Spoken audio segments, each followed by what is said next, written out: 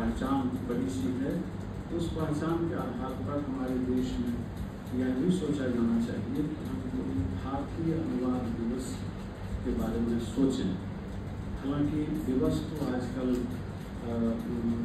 मातृ दिवस, पितृ दिवस, स्त्री दिवस, पुरुष दिवस सब होने लगा है।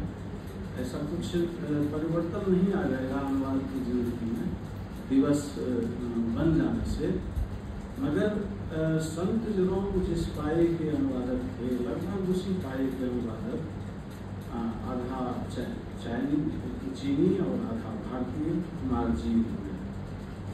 उनके किसी जन्मतिथि या पंत जन्मतिथि या पुण्यतिथि को हम भारतीय अनुवाद दिवस के रूप में ले सकते हैं। यदि भारत देश के विचारकों को यह मान्य न हो तो थोड़ा और आगे चले आए। अकबर के शासनकाल में भारत देश में अनुवाद विभाग की स्थापना हुई थी।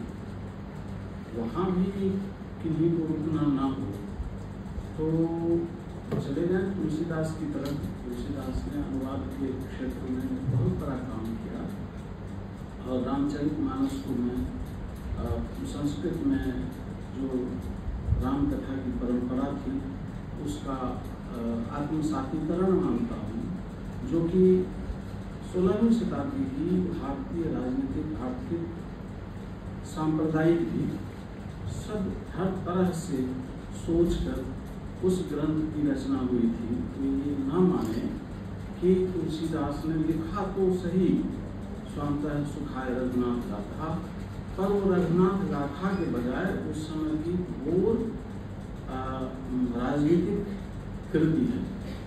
जिनको धर्म ग्रंथ मानना है रामचरितमानस को माने, मैं नहीं मानता। मैं ये मानता हूँ कि उस समय की घनघोर राजनीतिक और सामाजिक कृति वह है जिसमें समाज को बदलने की और सामाजिक चेतना को अधिक विस्तार देने की प्रेरणा है। वहाँ भी न रुकना चाहिए। तो दाराशुकोर में जितना बड़ा काम भारत में रहकर कर दिया उसकी उस पर विस्तार से कभी चर्चा हो सकती है। वहाँ भी नहीं रुकना चाहें, भारतेंदु पर आ जाएं, जिनकी कम से कम एक ही कृति को यदि सोचना शुरू करें। कर्पूर मंजरी क्या क्या नहीं किया उन्होंने। बंगला से अनुवाद किया, प्राकृत से अनुवाद किया। कर्पूर मंजरी शतक जो किताब है उसका प्राकृत से अनुवाद किया है। मगर जब आप दुर्लभ बंधु के बारे में चर्चा करेंगे, विचारक लोग तो आज तक छात्र छात्राओं को, शोधकर्ताओं को यही समझाते रहे हैं कि अरे भारतेंदु हरिश्चंद्र तो बहुत बड़े अनुवादक थे, उन्होंने पात्रों का नाम तक भारतीय कर दिया। मगर भारतेंदु हरिश्चंद्र का वह अनुवाद इसलिए महत्वपूर्ण नहीं है।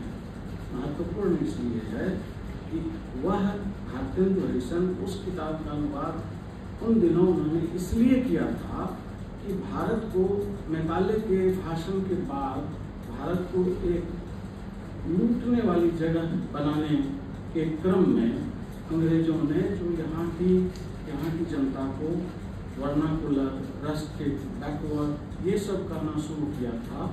भारतेंदु उस किताब के अनुवाद से ये बताना चाहते थे दुनिया को कि भाई देखो, कम से कम जो स्वाधीनता सेनानियों का मनोबल टूट रहा था उसको यह बताना चाहते थे कि देखो, कर्ज देने, ब्याज खाने की परंपरा भारत में भी ठीक है, रहेगी, लेकिन भारत कभी इतना नृशंस नहीं हुआ कि समय पर कर्ज न लौटाने के एवज में कर्ज खोर के कलेजे का मांस मांगे। इतनी दरिंदगी भारत में कभी नहीं, ये बताना चाहते थे। और जिससे उस दौर के स्वाधीनता सेनानियों को उन्होंने यह भी बताया कि भाइयों, जो नृशंस होता है, जो क्रूर होता है, वह बैकवर्ड है। बैकवर्ड आप नहीं है क्योंकि आप नृशंस नहीं है। और इस क्रम में आप उस दौर के, जैसा कि प्रकाश सिंह ने जो चर्चा की कि इतनी सारी बातें जो महावीर प्रसाद द्विवेदी के जो उनके जो अनुवाद हैं, शिक्षा, स्वाधीनता और रामचंद्र शुक्ल उन सारी कृतियों ने मिलकर भारतीय स्वाधीनता आंदोलन को पुष्ट किया। आप जहां से सवाल कर रहे थे वह सवाल तो भारत में ऐसे ही बनता रहा। संस्कृत के लोग, हमारी संस्कृत की परंपरा इतनी घनी सदियों से रही है। कभी पुराने समय में आप जाएं तो संस्कृत के लोगों ने किसी दूसरे देश की भाषाओं से अनुवाद करने की चेष्टा नहीं की। वो इसलिए कि भारत तो सत्य से ज्ञान का, आज जो ज्ञान को चुनौती दी जाने और ज्ञान को डस्टबिन में डाले जाने की प्रथा शुरू हो गई है, वो ये प्रथा पहले भारत में थी नहीं। भारत में तो यास्क ने देखा कि अब 500 साल लगभग हो गया वेद के लिखे हुए, और वेद की बात समझ नहीं रहे हैं। अब के पंडित अब वे उस मंत्र को रट्टा मार के सुना रहे हैं। तो उन्होंने सबसे पहले निबंध को बनाया और उसकी अगली कड़ी में निरुक्त में उन सारे शब्दों का की व्युत्पत्ति के आधार पर व्याख्या। और आप याद कीजिए, जब बार बार मैं उस व्यक्ति का नाम भूल जाता हूँ जिसने भारत की पांडुलिपियाँ जलाई और सब कुछ हुआ। बहुत सारे ऐसे ग्रंथ हैं भारत के जो अपने मूल ग्रंथ जहाँ की जल चुके। आप अशुभ घोष की जो कृति है वज्र सूची, उसकी मौलिक प्रति आपके पास नहीं है। उसके कई थोड़े से ही खंड हैं जो मौलिक हैं, बाकी खंड जो चाइनीज इत्यादि में अनुवाद हुए उससे वापस अनुवाद करके उसको मूल बनाया जाए। तो ये सब काम अनुवाद में होते ही रहे हैं। और कभी आपको जो मेरी एक पंक्ति बहुत पसंद आई थी कि अनुवाद का काम, अनुवाद शुरू तो हुआ वस्तु और विचार के विनिमय से, बाद में आप अशोक और चंद्रगुप्त और अकबर और तरह तरह के जितने राजा हैं सबके काल का देख लीजिए। जितने बड़े साम्राज्य में वे राज्य करते थे, उनके राज्य में संप्रेषण का माध्यम क्या था? अनुवाद था।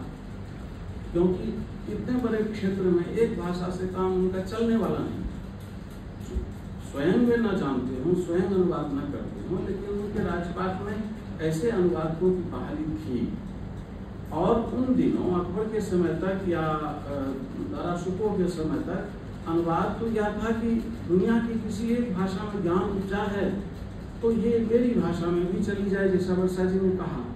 उनको जो चीज़ अच्छी लग गई उसका अनुवाद करना शुरू कर दिया, क्योंकि उनका विवेक, उनका समीक्षात्मक विवेक ये था कि ये मैं तो जान गई, पर दुनिया में बहुत सारे लोग हैं जो ये नहीं जान पा रहे हैं, तो मैं उनके लिए भी ये उपलब्ध करा दूं।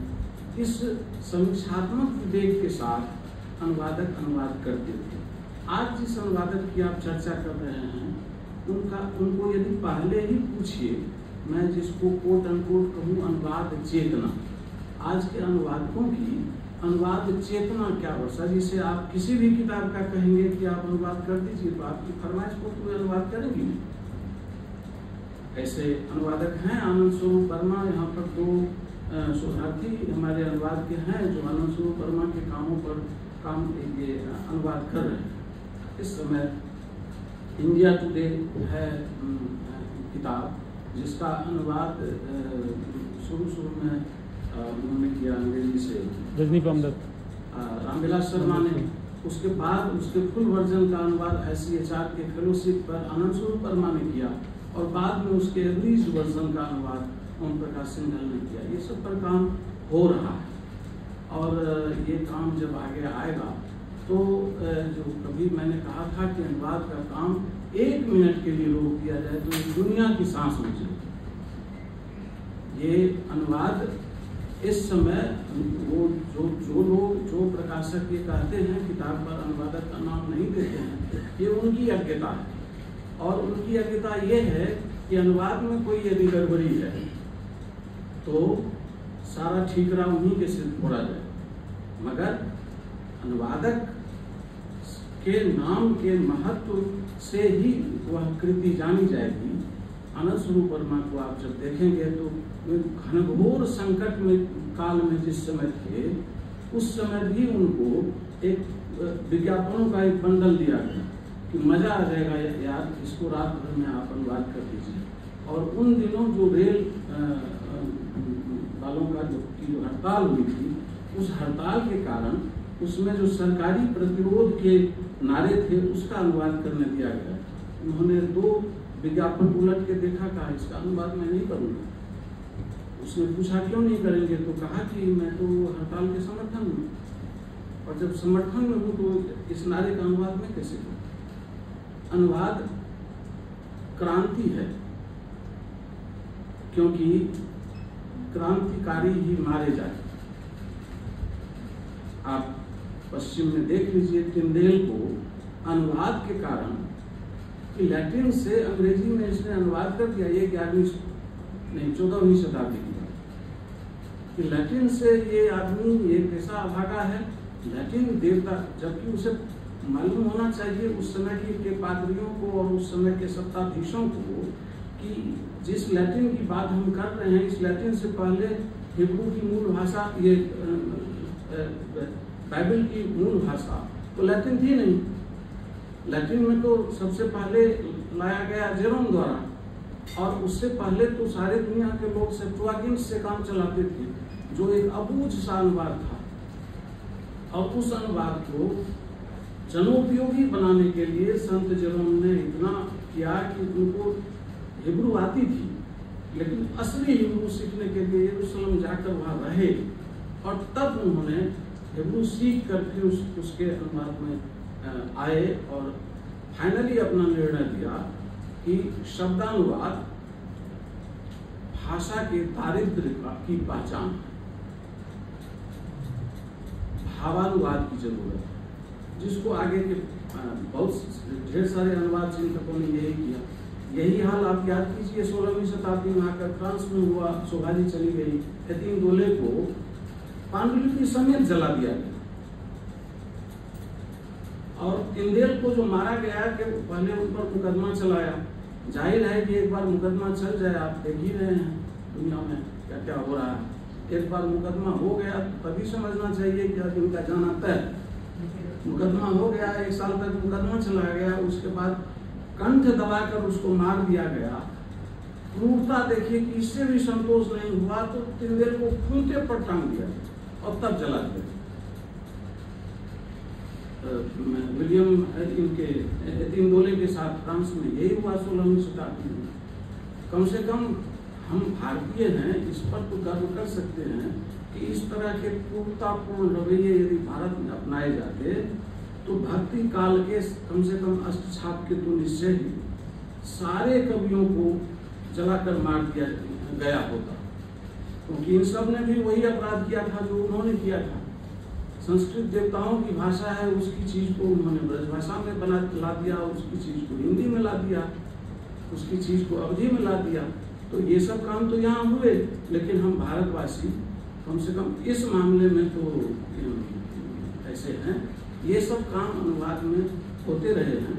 और अभी प्रकाश जी ने और वर्षा जी ने अपने भाषण में अनुवाद के छात्र छात्राओं के लिए खास तौर पर मैं कहना चाहता हूँ कि ये दोनों भाषण और शोभा जी का इन तीनों भाषणों से अब आप लोगों को समझ में आ रहा होगा कि आप जो पढ़ रहे हैं क्या पढ़ रहे हैं, क्यों पढ़ रहे हैं, और इससे आगे आपको क्या मिलना है। ये केवल पढ़कर आप सर्टिफिकेट नहीं ले रहे हैं, अपने को संपन्न करने के साथ साथ आपको इस देश के लिए और इस दुनिया के लिए एक कामयाब व्यक्ति, केवल कामयाबी अपने लिए नहीं, देश की कामयाबी और समाज की कामयाबी और अपनी कामयाबी के लिए आप तैयार हो रहे हैं।